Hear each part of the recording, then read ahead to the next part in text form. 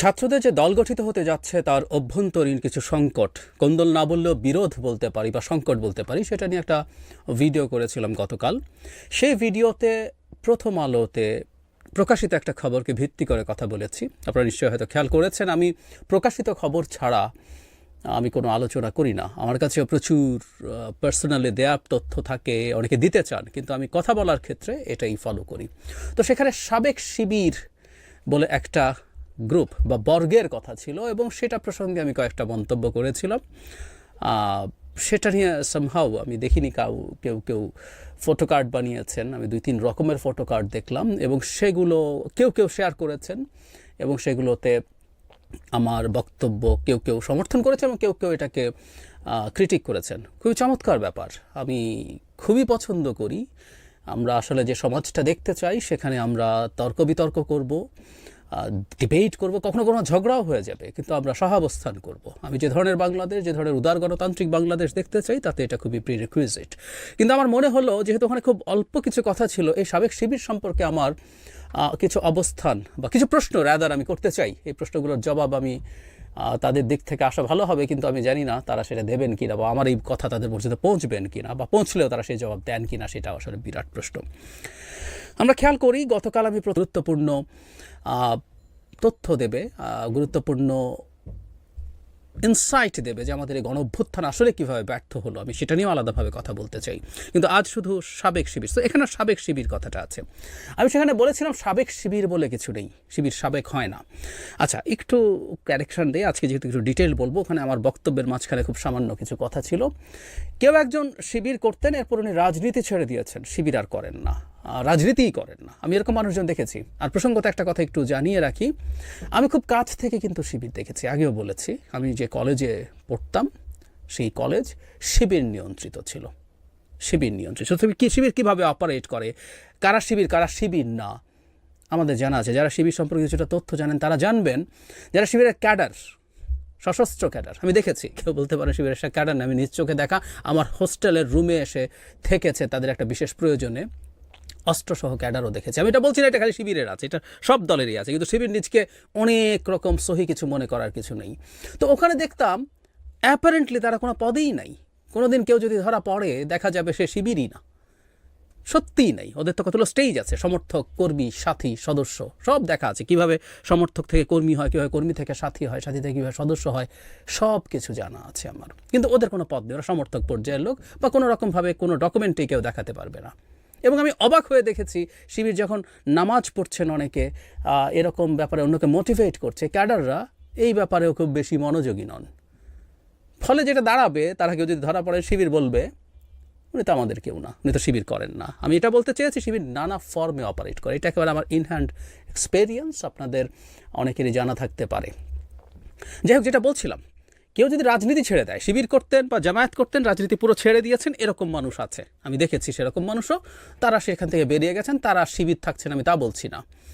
কিন্তু একটা ঘটনা, যিনি এক্স শিবির বলছেন কিন্তু তিনি রাজনীতিতে আছেন ভেরি মাচ। আমরা একটু নাগরিক কমিটিতে যাই, সেখানে এক্স শিবিররা আছেন। এই যে এক্স শিবির বলে একটা বর্গ তৈরি হলো, কেন বর্গ তৈরি হলো? যারা শিবির করতেন না, যারা শিবির নিয়ে সমস্যা ছিল, যদি এই কারণে না করে থাকেন অথবা ছাত্রত্ব শেষ হয়ে গেছে, তাহলে তারা জামায়াতে যান নাই কেন? তারা এক্স শিবির থাকলেন। আর যদি অপছন্দনীয় কারণে থেকে থাকে, এই যে এক্স শিবির হওয়ার পরও প্রত্যেকে আবার এই ছাতার নিচে একত্র কেন হচ্ছেন, কিভাবে হচ্ছেন? এটা খুব গুরুত্বপূর্ণ প্রশ্ন। তাহলে তাদের কোনো একটা না কোনো আইডিওলজিক্যাল অবস্থান আছে, সেটা কি, সেটা কেমন, কেন তারা, কিসের ভিত্তিতে তারা একত্র হয়েছেন? কোনো একদিন যদি তাদের ভুল মনে হয়ে থাকে শিবির করা, সেই ভুল করেছি আমরা একসাথে, তাই আমরা এখনও একসাথে আছি, নাকি আমরা শিবির করতাম, এখন আমরা অন্য কোনোভাবে অপারেট করতে চাই? সেটাই ছিল আমার প্রশ্ন আসলে। সো যেসব শিবির এক্স বলছেন কিন্তু রাজনীতিতে আছেন এবং অত্যন্ত ইন্টিগ্রেটেড আছেন, একটা সাবগ্রুপ তৈরি করছেন একটা মানে দলের মধ্যে, সেটাকে ঠিক এক্স শিবির হালকাভাবে ছেড়ে দেওয়া উচিত বলে আমি মনে করি না। জামায়াত এভাবে অপারেট করে, আমরা আশপাশের অনেক মানুষকে দেখেছি, আমার দেখা আছে, ব্যক্তিগতভাবে বলছি। কেউ ফাইন্যান্স করেন শুধু, এবং এটা বিএনপি আওয়ামী লীগকে ফাইন্যান্স করার মতো না। বিএনপি আওয়ামী লীগকে অনেক সময় দেখা যায় ব্যবসায়ীরা ফাইন্যান্স করেন, এখানে ব্যবসায়িক সুবিধা নেবেন, কিন্তু আইডিওলজিক্যাল পয়েন্ট অফ ভিউ থেকে জামায়াত শিবিরকে ফাইন্যান্স করা মানুষজন আমি দেখেছি, আমার খুব কাছের মানুষও ছিলেন। তারা কোনো বেনিফিট নেবেন কোনো দিন, কারণ শিবির তো ক্ষমতায় আসতে যাচ্ছে না, জামায়াত ক্ষমতায় আসতে যাচ্ছে না, তারপরে তারা করেন আইডিওলজিক্যাল অবস্থান থেকে, এবং তারাও আসলে অন্তর্গতভাবে জামায়াত বা শিবির। আমি এটা বলতে চাইছি শুধু পদে থাকা না, পদে না থেকেও নানাভাবে আসলে জামায়াত শিবিরের পারপাস সার্ভ করার মতো মানুষ সমাজের বিভিন্ন জায়গায় আছে। এবং কেউ আমাকে ভুল বলতে পারেন, কিন্তু আমি মনে করি এটা জামায়াতের অভ্যন্তরীণ একটা কৌশল। তারা কখন আওয়ামী লীগে গেছেন এটা নিয়ে আলোচনা সমালোচনা আছে, পদে গেছেন আওয়ামী লীগের, মানে আওয়ামী লীগের পদে যেতে হবে বাঁচার জন্য আওয়ামী লীগ থেকে। I don't by this argument, I don't by this. Awami লীগের পদে গেছেন আসলে তাদের কোনো না কোনো একটা কৌশলের অংশ হিসেবে, কারণ আওয়ামী লীগের বিরোধিতা করায় সমস্যা ছিল। আওয়ামী লীগের বিরোধী না হয়ে নিউট্রাল থাকলে কোনো সমস্যা হতে বলে আমি মনে করি না। সুতরাং রাজনীতি করতে পারি না শিবির বা ছাত্রদল বা আর কোনো রাজনীতি করতে পারি না, আমি নিউট্রাল ছাত্রের মতো আছি, সেটা একটা ব্যাপার। আর আমি কি আওয়ামী লীগ করছি, শেখ হাসিনার পচা নোংরা আওয়ামী লীগ, এটা বিভৎস, এটা অসভ্যতা, কিন্তু এটাও শিবির করেছে তার কৌশলের অংশ হিসেবে। এটা তো প্রকাশ্যভাবে তারা এটা জানিয়েছেন আমাদেরকে। সুতরাং শিবিরের নানা রকম কৌশল আছে, এই কৌশলগুলো আমরা পছন্দ করতে পারি না পারি সেটা আমাদের ব্যাপার, এবং এই কৌশলগুলো দিয়ে তারা আমাদের সামনে বিভিন্ন ফর্মে বিভিন্ন ফরম্যাটে তারা আসলে কাজ করার চেষ্টা করেন বলে আমি মনে করি। সুতরাং এই যে এক্স শিবির যে বর্গটা তৈরি হয়েছে, বিশেষ করে জাতীয় নাগরিক কমিটির ক্ষেত্রে, এটা এক্স শিবির, এরা শিবিরই, এরা এখন জামাতেও যায়নি, এরা এখন একটা নতুন রাজনৈতিক দল হয়েছে। এবং আমি খেয়াল করছি যে এদেরকে কেন্দ্র করেই যাবতীয় সংকট এখন রয়েছে, কার হাতে মূলত এই নতুন দলটা নিয়ন্ত্রণ থাকবে। নিজের এই দল, সাথে প্রক্সি দল, সাথে ওই বি টিম, সি টিম, নানা রকম চেষ্টা তাদের রাজনৈতিক কৌশল হিসেবে থাকতে পারে। এবং আমি একটা জিনিস এটাও মনে করি, খুব সিরিয়াসলি মনে করি, সেটা হচ্ছে বিশ্বাস করি এটা কোনো একটা দল তার এরকম B team, C team, proxy গণতান্ত্রিক পন্থায় যদি রাখতে চায়, এটাও একটা গণতান্ত্রিক পন্থা, তাতে আমি সমস্যা দেখি না। জামাত যদি আরও এরকম অনেকগুলো দল তৈরি করতে থাকে যেগুলো বিভিন্ন ফরম্যাটে আদতে তার আদর্শের সাথে অ্যালাইন্ড হবে, কাজ করবে, সেটা যতক্ষণ গণতান্ত্রিক রীতিনীতির মধ্যে থাকে সেটা হতে পারে। কিন্তু আমরা আবার যারা এগুলো দূর থেকে অবজার্ভ করি, কথা বলি, অ্যানালিসিস করি, ক্রিটিক করি, তাদের ওই রাইটটাও থাকা দরকার আছে। সুতরাং এই জিনিসটা স্পষ্ট হওয়া ভালো। আমাদের সমালোচনার জায়গা হচ্ছে ডিসগাইজটা সমালোচনার ব্যাপার, এটা খুব বাজে জিনিস। যেমন এই সরকারকেও আমরা যখন মনে করছি যে সরকারের থেকে কেউ এই সরকার এই নতুন দল তৈরির পেছনে কাজ করছে, এটা ডিসগাইজ, এটা খুব বাজে, এটা মুনাফেকি, ইসলামের ভাষায় মুনাফেকি। জিয়ার সাথে আমি আগে একটা ডিটেইল ভিডিও করেছিলাম, প্রায় জিয়া কিংস পার্টি করেছে, যখনই স্টুডেন্টদের কিংস পার্টির কথা আসে তখন আমি একটা কথা বলতাম যে ঘোষণা দিয়ে করেছেন। সো এই সরকার কি ঘোষণা দিচ্ছে যে তারা একটা কিংস পার্টি করছেন? ঘোষণা দিক, তারপর করুক, তারপর অন্যান্য দল এই সরকারের সাথে কিভাবে ডিল করবে, নেগোশিয়েট করবে বা কমব্যাট করবে, সেটা তাদের ব্যাপার, তাদের সিদ্ধান্ত, তারা প্রকাশ্যভাবে দেখে শুনে বুঝে ডিসাইড করবে। ঠিক একইভাবে শিবির, এক্স শিবির, তারা যদি তাদের এই জায়গাটা ক্লিয়ার করে কথা বলতে তাহলে ভালো হতো, কিন্তু তাদের কর্মসূচি কর্মকাণ্ড দেখে আমরা বুঝতে পারি আদতে কী হতে যাচ্ছে।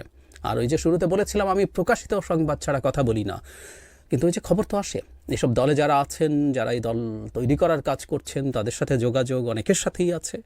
সুতরাং আমরা আসলে ব্যাপারগুলো আরও ভালোভাবে, আরও বিস্তারিতভাবেই জানি। যাই হোক, আমি আমার বক্তব্যটা ক্লিয়ার করতে চাইলাম, আমি এখনও আমার বক্তব্যে স্টিক করছি। এক্স শিবির যারা অন্তত একটু ক্লিয়ার করে নেওয়া ভালো, কারণ আমার ওইটুকু বক্তব্যের মধ্যে ওই সময় আরেকটা ভিডিওর একটা ছোট অংশ ছিল, এটুকু ক্লিয়ার করা যে এক্স শিবির আছেন কিন্তু রাজনীতিতে আছেন এবং তারা একটা বর্গ হিসেবে আছেন, সেটা আদতে শিবির। I'm damn confident about that. এবং স্টুডেন্টদের যে রাজনৈতিক দল, তাতেও তাদের প্রভাব রেখে জামায়াত চেষ্টা করছে তারা যারা যেহেতু বারবার সেন্ট্রিস্ট কথা বলছেন, সেন্ট্রিস্ট হচ্ছেন, সেন্ট্রিস্ট দল করবেন বলছেন, সেটা না করে তাদের অ্যাটলিস্ট সেন্টার রাইট একটা জায়গায় তাদেরকে রাখার চেষ্টা করবেন, এবং চেষ্টা করবেন তাদের সাথে যাতে ভবিষ্যতে যে রাজনৈতিক অ্যালায়েন্স বা ভোটের অ্যালায়েন্স হতে যাচ্ছে, তাতেও এই নতুন দল যাতে থাকে, সেটাই তাদের প্রধান লক্ষ্য বলে আমি বিশ্বাস করি। এটা তাদের রাজনৈতিক কৌশল, এটাও আমরা যাতে বুঝে শুনে দেখতে পারি। আর আমার নিজস্ব, আমি জাস্ট, অনেকে বলেন আমি খুব নিউট্রাল, না, আমি খুব নিউট্রাল মানুষ না আসলে। আমি অনেকবার বলেছি, আমি আবার ওইটুকু বলে শেষ করি, আমার একটা জায়গা আছে, কোনো পরিচয়বাদী রাজনীতি আমি এন্ডোর্স করি না, কোনো না।